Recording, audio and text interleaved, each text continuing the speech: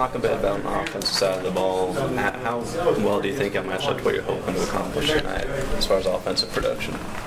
It was a couple key third downs that we needed to convert on that we just weren't able to connect on, whether it be running or a couple missed signals that we had really hurt us. The turnovers, throwing 3 picks and a fumble at the end, it never helps. Anytime you turn the ball over that many times, it's going to be tough to win.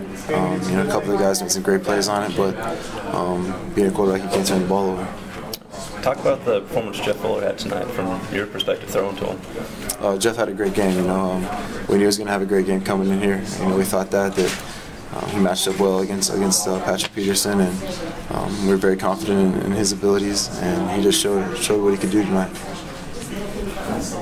Ryan just talked about Michael Hodges went out and he'd been such a big part not only the defense but the whole team. Was that a little shock to the system? Knowing that he would be back in the game. I think it was definitely shocking. He's a guy you count on all year, no matter what the situation was. I think it definitely shocked the defense a little bit and shocked the team. He's one of our leaders on this team, but injury is a part of the game, and when someone goes down, you have to step up and rise to the occasion, and you just have to adjust. Was there anything about LSU that surprised you after looking at the game film? Was there something they did in the game that you maybe weren't expecting, or something faster, stronger, whatever? There was a few things.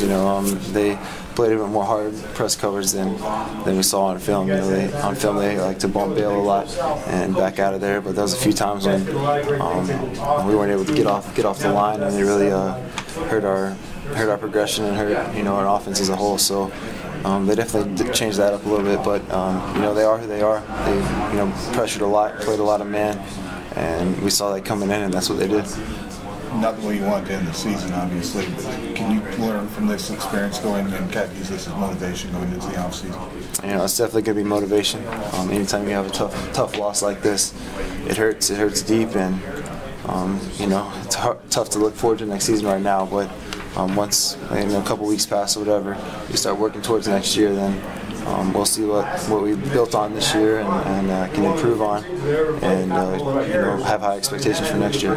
What do you expect the Aggie offense? They've come together late at the end of the season, and now they're projected to be a top 25 team next season. So what things do you think y'all need to work on to be a top 10 team? We just need to win games. That's what it comes down to is connecting as a team and playing as a team and win games. It's just not offense, not defense, not special teams. It's all three. And when all three are clicking together, you win games. And I think we have the components to potentially do that, but we just have to connect as a team and move forward. You think that's the best secondary you faced this year? They're definitely a top secondary. I'm not going to rate them compared to the team, but they definitely have very good athletes. The linebackers and nickel guys covered very well. Better than we expected, but they're talented all the way across the board. Ryan, I just stepped in there. How frustrating is this one tonight, man? It's very frustrating. We put a lot into this game. I think each and every person in that locker room, put his heart and soul into this game and prepared through the 6 weeks we had in between Texas game and now, and so it hurts that much deeper that we had high expectations coming in and we didn't perform as a team. I didn't perform to my capabilities, and it hurts. What changed after the really hot start? What kind of changed when you kind of went into a funk? Yeah, I don't know exactly what it was. We weren't converting on third downs. Had a couple missed conversions that really hurt. They continue to move the ball on offense, and I think those combination of those two things just really hurt us. I know you really pride yourself on not turning the ball over. Just talk about their secondary, how good they are, and what specifically did they do tonight? They're very good. Like I said, they're talented across the board. Covered inside and out great. Had tight coverage the whole game. First interception was a miscommunication between the receivers and myself, and then a couple of the other ones, they just made great plays and undercut throws. They're fast and have good makeup speed, and when you play a good secondary, you have to prepare for that and not throw it to them. Yeah, you mentioned that first pick. Can you talk specifically about the easy miscommunication and the interception? Well, I just put it on me. It's on myself, and I can't turn the ball over. And then talk about not allowing this to linger heading into the offseason. I know this is a big offseason for you guys. Yeah, it hurts. It's going to hurt for a while, for me.